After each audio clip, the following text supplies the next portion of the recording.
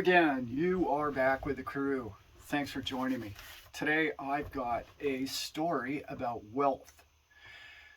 How it comes, who owns it, why they obtained it, why you should be wealthy, and why you can be wealthy. And maybe the answer lies within instead of outside of your control. So let's give it a little background. Some of you already know I am a yacht captain.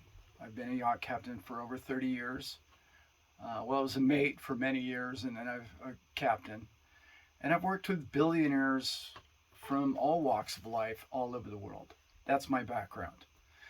I've sat in bars with them until we fell off a bar stool. I've sat on the aft deck. I've been in charge of their children's lives.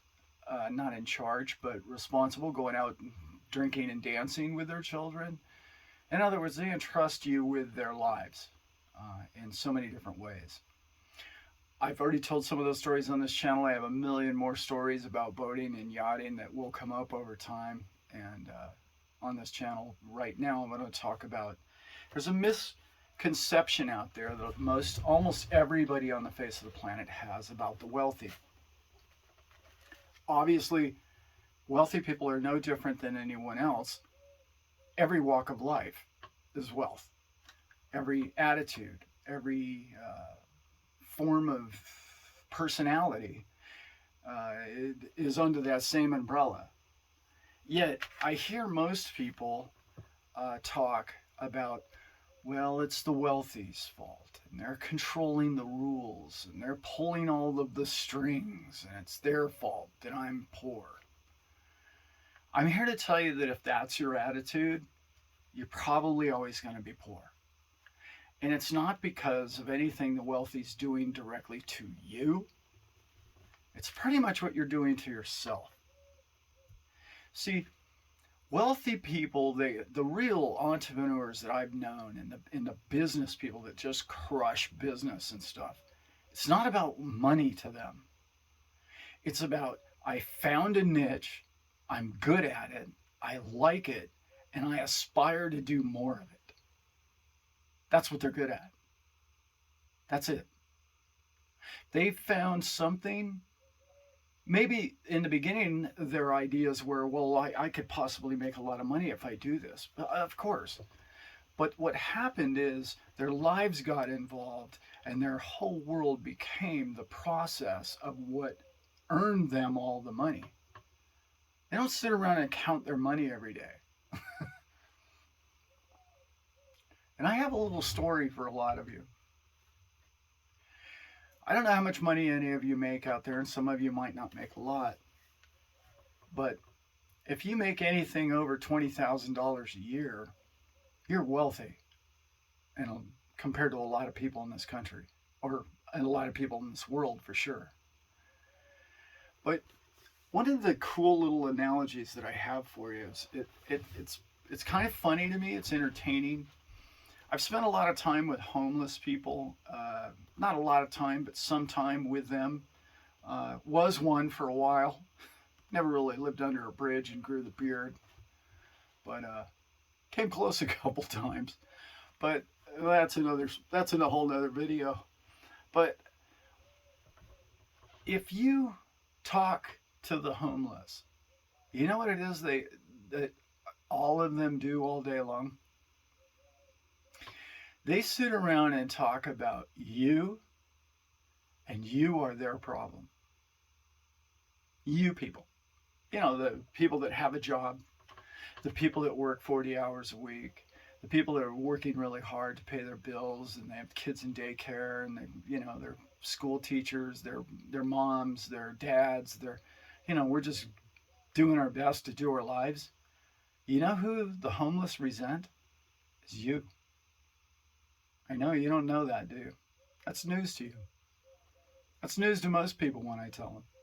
They resent you for the fact that you're good at being able to get up and do your job every single day of your life.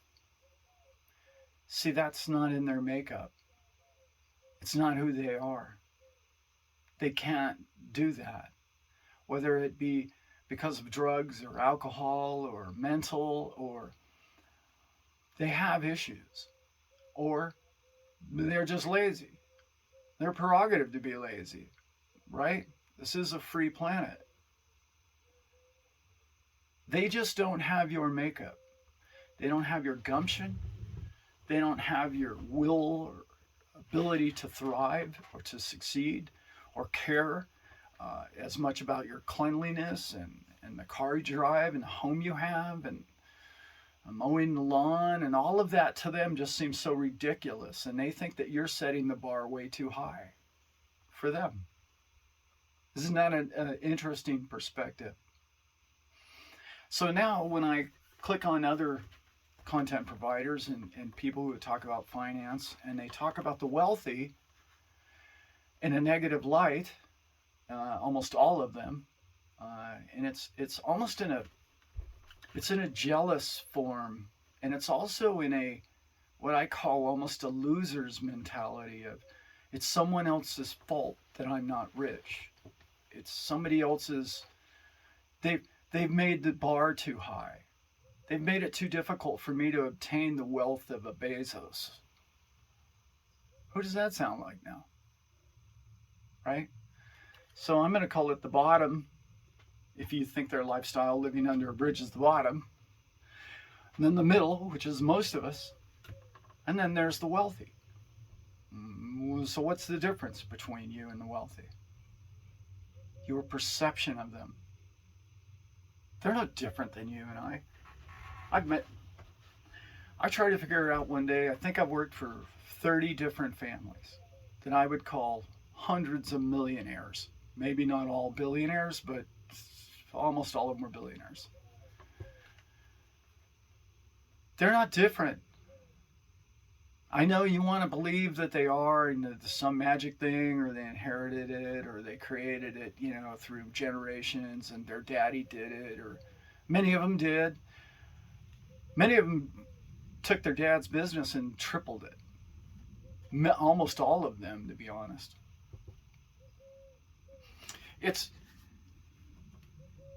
There's so much money out there, people. There's digits everywhere. There's wealth everywhere. You live a wealthy life already.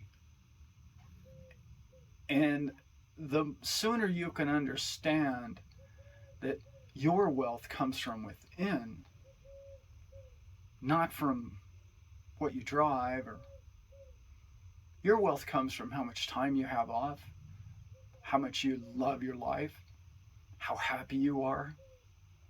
How happy you are not to be a billionaire. Trust me, most of these people work day and night. Most billionaires I know, you wouldn't trade shoes. The few perks that you think that they have that are like a yacht or a private jet wouldn't be worth the struggle for you. Just wouldn't. You think it would be, it wouldn't be. It's just like the guy under the bridge. It's not worth the struggle for him. He can't even conceive the idea of going to work 5 days a week. Wouldn't be worth the struggle, the little perks that you have. How busy your life is just irritates them. They're like, oh my God, I couldn't stomach it. How do you people do that? Soccer practice, filling the car, and going to the grocery store, and everything, paying insurance and paying your taxes, and it's all burdensome to them. They're just like, how would anybody live their life like that? So it's all perspective. We all have a different perspective about the way we go about this life. And I keep calling it 8 billion, but I just read the other day it's 7.4, Alan. 7.4 billion. We all have 7.4 billion different perspectives on what wealth is, on what it means to you, and who controls it, and who gets any of it. Sure, of course, there's people at the very top, your Rothschilds, your whoever. Those people pull a lot of strings. They carry a lot of weight. They manipulate a lot of markets. And I understand that. But there are so many trillions of dollars that if you're not getting your share of them, you might want to find out why. And if you think the answer is to watch enough, read enough content as to which person to blame, and you consume every day of your life spending an hour or two figuring out who's to blame for your burden upon this impossible task that you've taken on to become wealthy, you might just want to wake up in the morning and look in the mirror and like what you see, who you are, what you like about your life. And start there. Start with a moment of happiness. Take tomorrow, okay? Take tomorrow and find, I can do it for 10 minutes, then 15 minutes, then 20 minutes.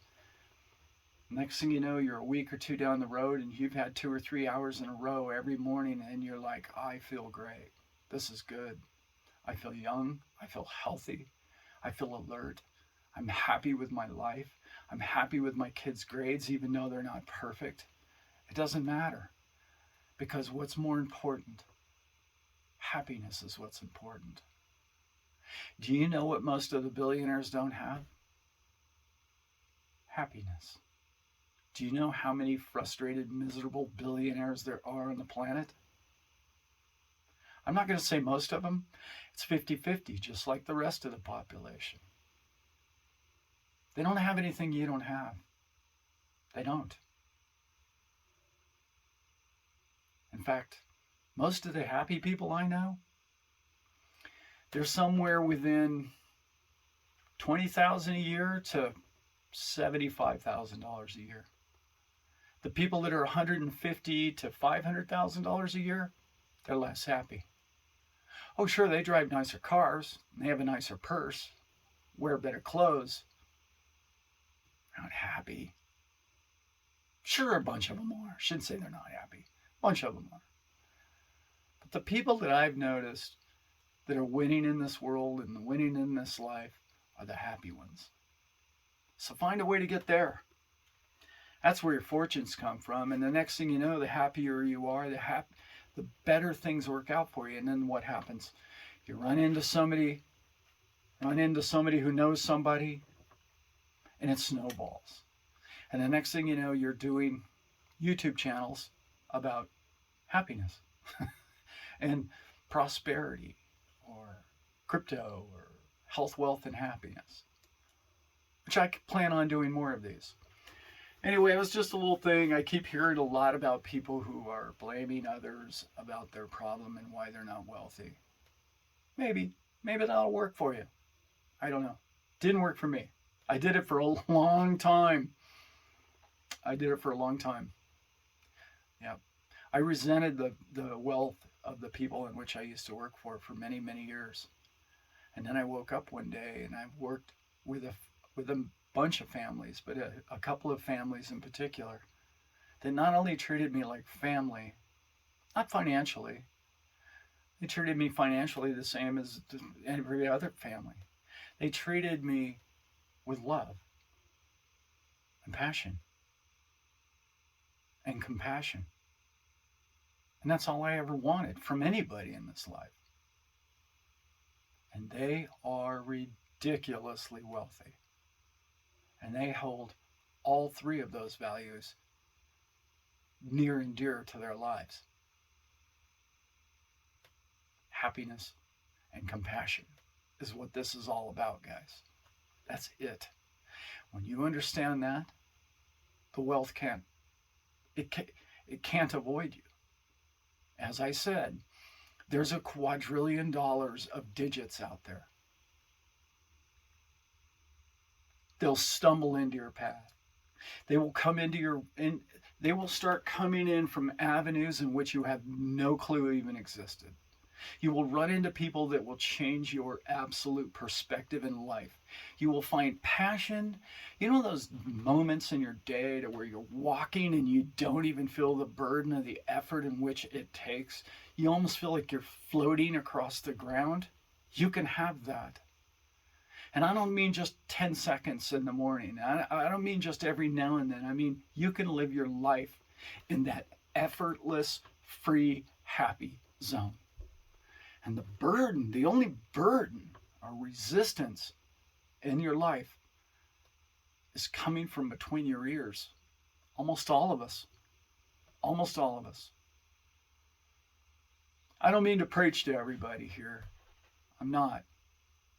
I'm just explaining what's worked for me and what's continually working for me. That and sharing my life with you guys has been a lot of fun. And I'm really glad that if you've stuck around this long on this video, that there must have been something in there that you liked. And if you did, I hope you push like and subscribe. Seems so cheesy when I ask that, and I really don't care much for that. All right, guys, with that,